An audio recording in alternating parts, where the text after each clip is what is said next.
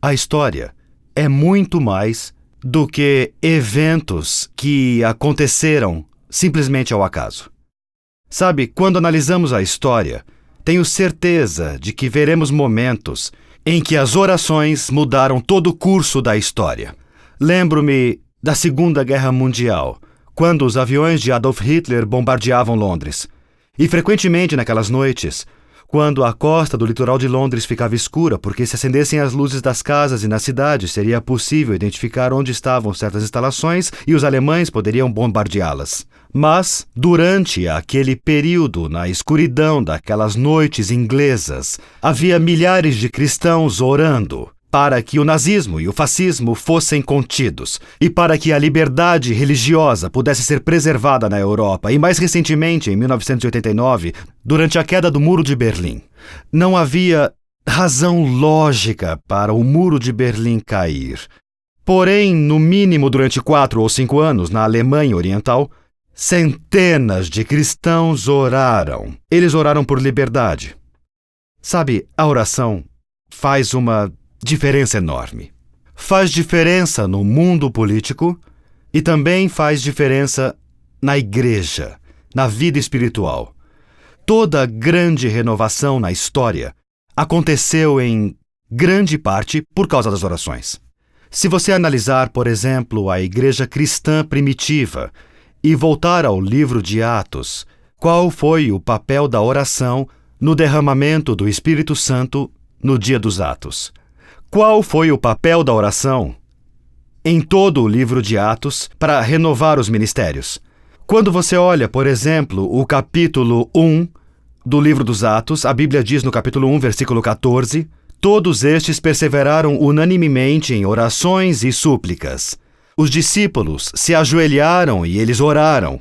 Eles pediram a Deus. Se você olhar o livro de Atos, do capítulo 3 em diante, Pedro diz no versículo 6, não tenho prata nem ouro, mas o que tenho isto lhe dou em nome de Jesus Cristo. Levante e ande. Enquanto os discípulos oravam, Deus deu poderes sobrenaturais a eles. Você encontra em Atos 2 que o crescimento vital da igreja aconteceu por causa das orações. Você chega ao capítulo 4, versículo 31. Depois de orarem, tremeu o lugar em que estavam reunidos. Todos ficaram cheios do Espírito Santo e anunciavam corajosamente a palavra de Deus. Veja que quando oraram, foram cheios do Espírito Santo e Deus se moveu poderosamente. No capítulo 12, você lembra da maravilhosa história em que Pedro estava preso e toda a igreja orava. A Bíblia diz no capítulo 12, versículo 5, Pedro ficou detido na prisão, mas a igreja orava intensamente a Deus por ele. Em todo o livro de Atos, a igreja está orando. E quando a igreja ora, Deus age com poder. Deus age milagrosamente. Deus faz uma coisa incrivelmente significativa. A oração está no coração de todo reavivamento. Vemos isso no livro de Atos. Ao longo dos séculos, quando a oração se tornou ritualística e formal, quando a oração se tornou meramente algo para conquistar mérito na Idade Média, o fogo do reavivamento da igreja perdeu força, as chamas da verdadeira cristandade quase se apagaram. Mas quando voltamos para a Reforma e vemos pessoas como Martinho Lutero e também João Hus e Jerônimo da época de antes da Reforma, vemos que esses reformadores durante a pré-reforma eram grandes homens de oração. E claro, os primeiros crentes adventistas também se reuniam frequentemente e às vezes saíam para orar durante a noite. Como sua vida de oração pode ser mais eficiente? Como sua vida de oração pode ser mais significativa? Deixe-me fazer 3 sugestões práticas. Sua mente já se desviou durante as orações? Acho que essa pergunta poderá ser respondida na próxima vez em que orar. Aqui vão algumas sugestões práticas para tornar sua vida de oração bem mais significativa. Primeira, faça uso da Bíblia como assunto para a oração. Deixe-me dar um exemplo. Frequentemente eu oro através dos Salmos. Quando você abre a palavra de Deus, está de joelhos orando. Comece a ler a Bíblia de joelhos. Um problema das orações é o seguinte: muitas pessoas dizem que a oração é uma conversa com Deus. Ela é. Mas, meu amigo, Se eu estivesse falando com você, mas não pudesse vê-lo, e você nunca respondesse para mim, talvez eu ficasse entediado com a conversa. E esse é um problema com as orações. Nós não vemos Deus, e às vezes não o ouvimos responder, e nossa mente se desvia. Usar a Bíblia como assunto da oração faz toda a diferença. Então aqui está o exemplo, aqui está a forma como eu costumo fazer. Deixe-me dar este testemunho da minha própria vida, de como uso a Bíblia como assunto para oração. Vamos ao Salmo 1. Eu estou de joelhos, lendo e orando. Como é feliz aquele que não segue o conselho dos ímpios, não imita a conduta dos pecadores, nem se assenta na roda dos zombadores, mas sua satisfação está na lei do Senhor. Enquanto leio essa passagem, eu digo, Jesus, isso é o que eu quero em minha vida. Eu quero ser o homem que não ouve o conselho de nenhum ímpio. Quero ser a pessoa que se satisfaz em tua lei. Senhor, quero meditar em tua lei. Senhor, quero ser como a árvore plantada junto a ribeiros de águas. Quero dar frutos em abundância para teu reino. Quero me encher de alegria. Então, enquanto leio a Bíblia, em particular os Salmos, o Salmo se torna o assunto da oração. Então, de joelhos, leia alguns versos.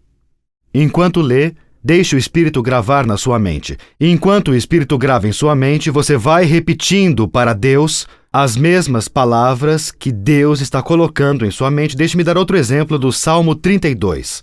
Estou dando 3 formas para tornar sua vida de oração mais significativa. Salmo 32.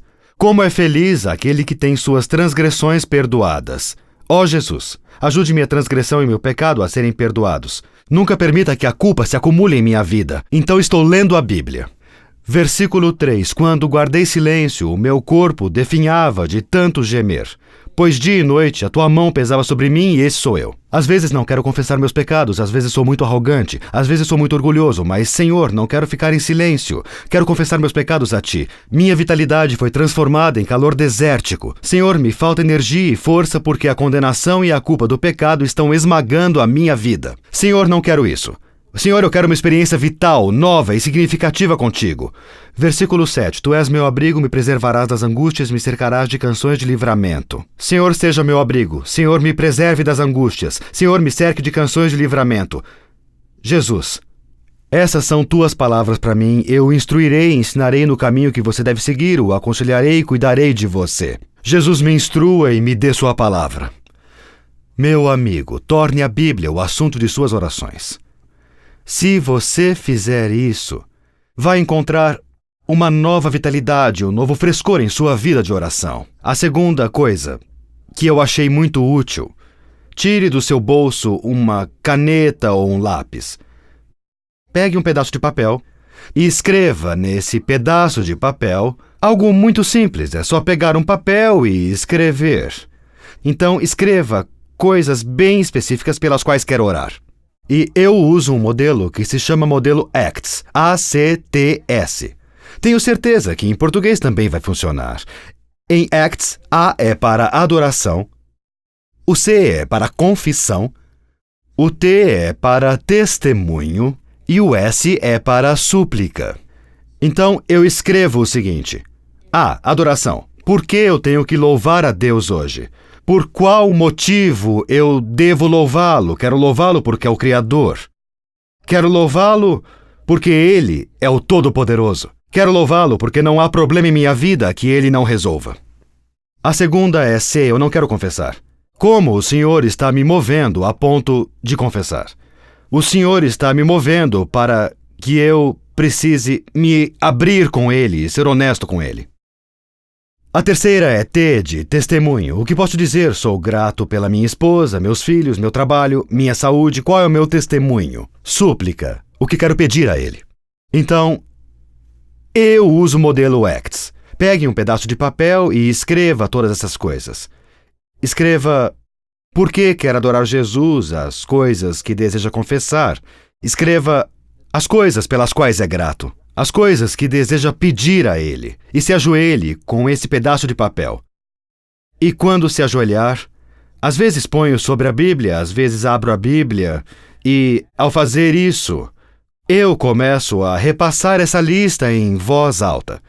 Então não tenha medo de orar em voz alta. Já ouvi dizer e não quero orar em voz alta, porque se eu orar em voz alta, então Satanás pode me ouvir.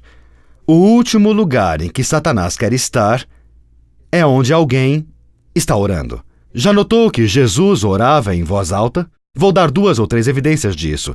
Mateus capítulo 26. E aqui, Mateus, no versículo 39, fala da experiência de Jesus no Getsemane. Diz, indo um pouco mais adiante, prostrou-se com o rosto em terra e orou dizendo, ó meu Pai, se for possível, afasta de mim esse cálice. Então Jesus orou em voz alta. Versículo 42, Jesus outra vez orou e disse, meu Pai, se não for possível, afastar de mim esse cálice. Novamente ele orou em voz alta. No versículo 44 lemos, e orou pela 3ª vez dizendo, ele ora em voz alta. Se olhar o livro de Hebreus, vai encontrar de novo essa ideia de Jesus orando em voz alta. Se você orar em voz alta, verá que sua mente não vai se desviar tanto. Por que não? Porque orar em voz alta é útil para mentes que se desviam. Eu vou explicar por quê. Ao orar em voz alta, seu cérebro deve pensar para formular as palavras.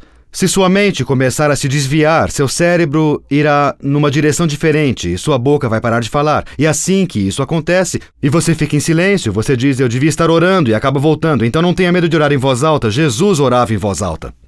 Hebreus capítulo 5, versículo 7, o qual nos dias da sua carne, tendo oferecido com grande clamor e lágrimas, orações e súplicas. Então ele foi ouvido. Então Jesus orava em voz alta. Sabe, eu adoro uma afirmação de Ellen G. White no livro Nossa Alta Vocação, na página 130.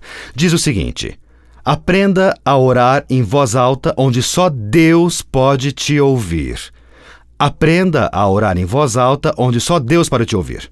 Então, orar em voz alta usando o seu modelo ACTS faz uma enorme diferença. Aqui vai uma 3ª coisa para revitalizar a sua vida de oração. Escreva os nomes das pessoas que precisam de orações. Faça uma lista de oração e ore com o coração. Ore pelos nomes das pessoas. Jesus fez isso. Ele orou pelo nome de Pedro. No livro de Jó, capítulo 16, versículo 21, lemos, ele defende a causa do homem perante Deus. Então defenda as pessoas. Abra seu coração para as pessoas. O reavivamento vem ao buscar Deus nas orações. Onde existe pouca oração, existe pouco poder espiritual. Há ainda um segundo aspecto do reavivamento. O reavivamento se baseia em 3 passos. Primeiro, numa vida de oração. Mas se você orar e não seguir os 2 passos seguintes, a chama do reavivamento vai queimar pouco. O segundo passo é, o reavivamento vem quando saturamos nossa mente com a palavra de Deus. Já notou o número de vezes no livro dos Salmos, no Salmo 119 particularmente, que fala sobre o reavivamento pela oração? Deixe-me dar alguns exemplos bem específicos. Salmo 119, versículo 25. Agora estou prostrado no pó. Preserva a minha vida conforme a tua promessa. Notem, preserva a minha vida conforme a tua promessa. Notem também no Salmo 119, versículos 49 e 50. Lembra-te da tua palavra ao teu servo, pela qual me deste esperança. Este é o meu consolo no meu sofrimento. A tua promessa dá-me vida. Versículo 81. Estou quase desfalecido, aguardando a tua salvação, mas na tua palavra coloquei a minha esperança. Nós vemos com frequência que a Bíblia fornece a base para a nossa vida espiritual. Quando lemos a palavra de Deus, a vida se transforma. Há pouco tempo, um cristão adventista muito comprometido me ligou. E ele me perguntou, Pastor Mark, pode me dar conselhos para eu estudar a Bíblia de forma mais eficiente? Ele disse, quero ter uma vida mais significativa estudando a Bíblia. Quero ter uma experiência mais vital com Deus ao estudar a Bíblia. Como você estuda a Bíblia? Diga o que existe na Bíblia que a torna tão especial para você. Sabe, é bem possível perder a empolgação para estudar a Bíblia. Então, como estudar a Bíblia de forma mais significativa? Tem uma coisa que eu sigo. Na verdade, Tem 3 passos que eu sigo quando estudo a Bíblia. Vamos supor que eu estou estudando o Evangelho. Vamos supor que eu estou estudando a história de Jesus e o barco, e ele está cruzando o mar da Galileia de barco. Quando abro as Escrituras para ler, claro, em Marcos capítulo 4, quando eu abro para ler, a primeira coisa que começo a fazer é visualizar o que estou lendo. Eu começo a ler, estou lendo sobre Jesus, adormecido, dentro do barco e visualizando Jesus lá. Ele teve um dia difícil e está dormindo. Depois, visualizo a tempestade que chega e conforme leio sobre a tempestade, eu tento visualizá-la e o que está acontecendo. E eu imagino as ondas furiosas do mar da Galileia, o céu fechado, o som dos trovões, a luz dos raios, as ondas atingindo o barco se enchendo de água. Eu imagino a aparência dos discípulos, com seus cabelos molhados, suas roupas molhadas e, enquanto vejo tudo isso na minha mente, tento retratar a história para torná-la real. Então me pergunto, como os discípulos se sentiam?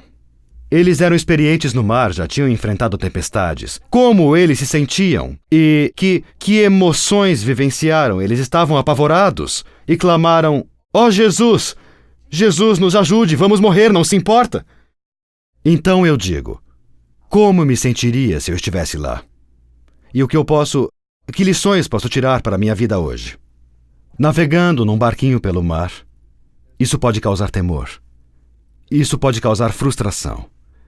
E traz motivos para pensar que, quando o meu barco se enche de água, são os problemas da vida que posso encontrar. E às vezes eu penso, Jesus, você não se importa que vou morrer, não se importa com minhas finanças, minha saúde, minha família? Não se importa com o que está acontecendo? E me identifico com aqueles discípulos. Então visualizo Jesus se levantar, erguer a mão e dizer: aquiete-se, acalme-se. E meu coração também se enche de paz. Imagine o que está lendo. Primeiro você visualiza, depois se identifica com a história e depois medita sobre as lições que a história está transmitindo quando ler a Bíblia. Não faça leitura dinâmica. Leia pensando na questão da mulher com hemorragia. Como teria se sentido se fosse aquela mulher? Se tivesse hemorragia, semana após semana, ano após ano. Se fosse a todos os médicos e não conseguisse ajuda.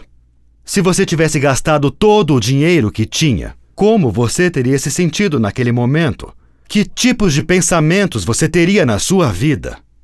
Imagine a mulher. Imagine-a como intocável. Imagine-a isolada da sociedade. Sinta o odor do corpo dela. Ela não tomou banho e não se banhou e está cheia de sangue grudado no corpo. Sinta o odor daquele corpo suado. Veja as roupas sujas que ela está usando e veja o cabelo sujo. Veja a agonia crescer, veja a falta de esperança, o desespero. Imagine a mulher. Imagine que você é a mulher. Seu marido não te abraça. Seus filhos não se sentam em seu colo. Se tivesse um fluxo menstrual como aquele seguidamente, seria considerada impura. Pense nos médicos charlatões que ela visitou. Pense na tortura, na agonia que ela passou. E pense na alegria que ela teve quando tocou as roupas de Jesus e foi curada instantaneamente. Depois se imagine como um miserável pecador cheio de feridas apodrecendo, cheio de raiva e cheio de amargura. E imagine Jesus tocando você. Imagine Jesus lhe dando perdão, graça, misericórdia e poder em sua vida. Como você lê a Bíblia? Quando eu leio a Bíblia, para torná-la mais significativa, primeiro eu visualizo a história. Eu me pergunto o que está acontecendo aqui. Segundo, eu pergunto como as pessoas da história se sentem. Em terceiro, eu pergunto que significado isso tem para mim hoje. Depois, pela fé, aplico a história. Sabia que você pode ler a Bíblia? Você pode ler a Bíblia e não obter um benefício para a sua vida. Isso é o que a Bíblia diz, na verdade. Olhe Hebreus capítulo 4, versículo 2. Vamos lá, capítulo 4, versículo 2. A Bíblia nos diz que você pode ler o Evangelho e pode não beneficiar sua vida. Hebreus capítulo 4, versículo 2. Pois as boas novas foram pregadas também a nós, tanto quanto a eles. Com certeza o Evangelho foi pregado a essas pessoas.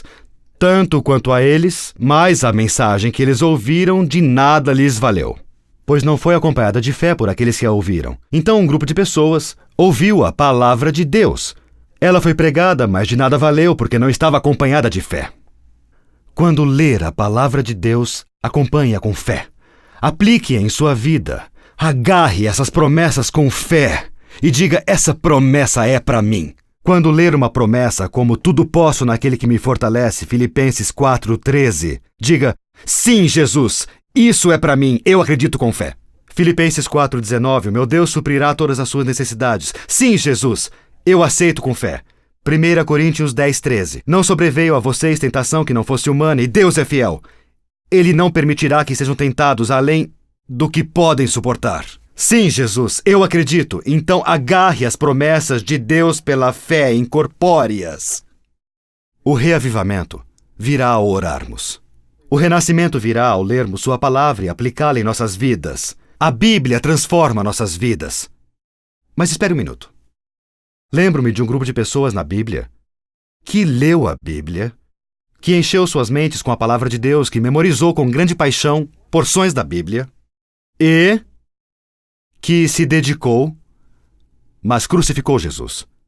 Sabem me dizer quem eram essas pessoas? Quem eram? Claro, os fariseus, os escribas. Eles oravam, eles estudavam a Bíblia, mas crucificaram Jesus. Por quê? Porque a fé deles nunca os levou a agir. Porque a fé deles, se é que podemos chamar de fé, não os guiou. Todas as orações e estudos bíblicos nunca os levaram a servir ativamente. Vou abrir meu coração. Se apenas orar e estudar a Bíblia, mas não se tornar ativamente envolvido em servir os outros, se o testemunho não caracterizar sua experiência cristã, você terá uma vida espiritual murcha, não importa o quanto estude a Bíblia e ore.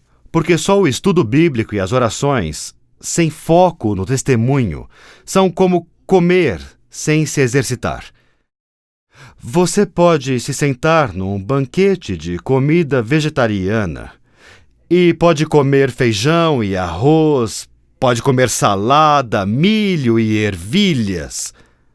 Pode se empanturrar todo dia, 3 vezes ao dia e engordar e morrer com o espírito vazio.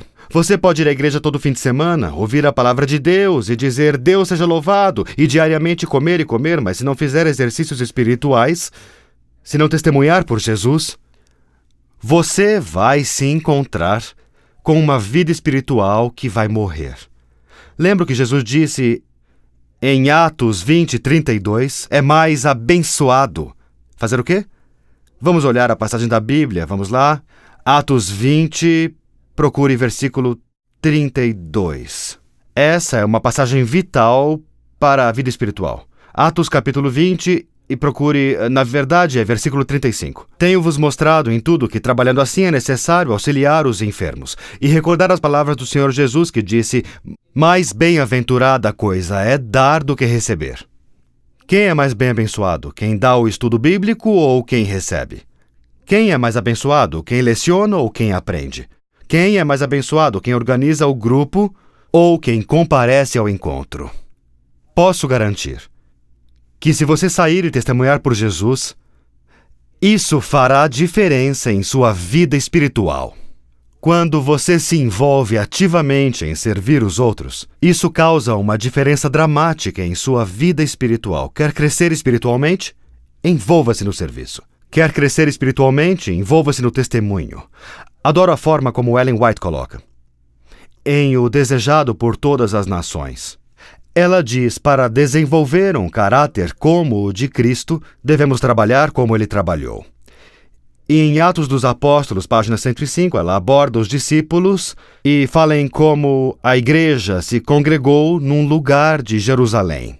E diz em Atos, página 105, se esqueceram, pois a igreja se esqueceu, que a força para resistir ao mal funciona melhor com o serviço agressivo.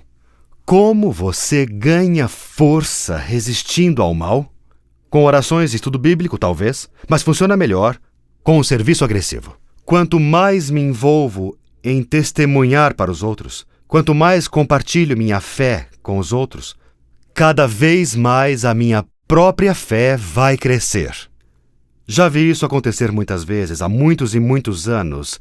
Eu estava ensinando um grupo de jovens a testemunhar por Jesus e estávamos na Nova Inglaterra, que fica no norte dos Estados Unidos, na região Nordeste. E era um dia de atividades físicas. E naquela parte do país neva muito. Eu sei que em muitos lugares da América do Sul não neva tanto assim, mas em alguns lugares até neva. Então, nessa área estava nevando muito, tinha nevado muito, então eu pensei, vou sair com a turma para realizar atividades lá fora. E meus filhos eram muito pequenos na época, então fomos de trenó, descemos uma grande montanha de trenó. Foi ótimo, minha filha Debbie tinha 4 ou 5 anos na época e disse a um dos obreiros bíblicos, um jovem de 20 e poucos anos, posso descer nas suas costas? Ele disse, claro, sobe aí. Então eles subiram no trenó e desceram com toda velocidade até que pegaram uma rampa grande, decolaram e quando pousaram ela bateu atrás da cabeça dele e ele quebrou um dente.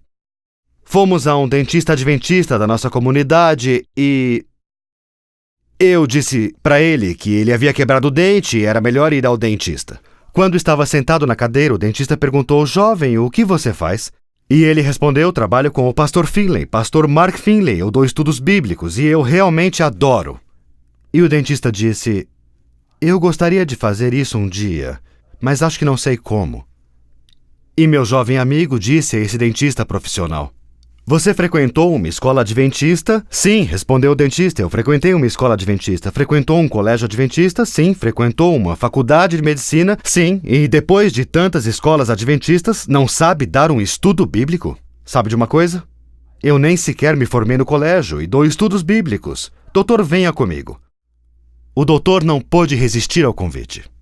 Então, na terça-noite, o jovem se dirigiu à bela residência do doutor adventista e ele chegou lá dirigindo o seu carro bem velho e surrado. O médico olhou aquilo, entrou e foi com ele para o estudo bíblico. E naquela noite ele estudou com 2 mulheres. Naquela noite ele deu 2 estudos bíblicos em 2 casas diferentes. E após esses estudos, felizmente, pela graça de Deus e pela providência de Deus, isso nem sempre acontece, as 2 mulheres se decidiram pelo batismo. O doutor ficou eufórico. Ele ficou incrivelmente animado. E disse ao meu jovem amigo, isso mudou minha vida. No final, esse médico continuou a testemunhar. Sua vida espiritual foi transformada. Como ele mesmo disse, minha vida espiritual deixou de ser a de um adventista do 7º dia casual e complacente e se tornou a de um que anseia por Cristo. Testemunhar pode mudar sua vida. Testemunhar pode fazer uma grande diferença. Você quer experimentar o reavivamento espiritual? Entregue-se diariamente a uma vida de oração. Diariamente, abra o seu coração para Jesus em oração. Use os salmos como assunto de suas orações. Escreva o modelo Acts para adorar a Deus. Confesse seus pecados. Seja grato a Deus. Escreva o modelo Acts. Faça súplicas a Deus. Todo dia em sua vida de oração, ore por pessoas específicas. Quer um reavivamento significativo em sua vida? Quer uma vida nova em Jesus Cristo? Abra a palavra de Deus. Visualize o que acontece lá. Identifique-se com os personagens. Aplique essa fé em sua vida. Isso é o que vai ler. Quer uma nova vida espiritual pessoal? Seu coração anseia e deseja por essa vida espiritual? Então envolva-se no testemunho. Então envolva-se no serviço. Deus lhe deu dons para servir. Você pergunta que dons são esses? Quando o Espírito chama para fazer alguma coisa, faça por Jesus. Deus nunca pede para fazer algo que não nos tenha dado poder para fazer. Deus vai fortalecê-lo. Deus vai lhe dar o poder para testemunhar por Ele. Ele tem lhe dado dons. Haja com fé. Posso orar por você agora? E pedir a Deus para agir com poder em sua vida, para lhe dar uma vida de oração, para lhe dar uma vida de estudos bíblicos vitais. E colocar em seu coração o desejo de testemunhar. Ó Jesus, agradeço por seu amor e sua graça. Obrigado por querer se comunicar conosco através da oração. Obrigado por falar conosco através de sua palavra. E obrigado porque, testemunhando para outros, vamos crescer em Jesus. Nos envie para testemunhar por você. Em nome de Cristo. Amém.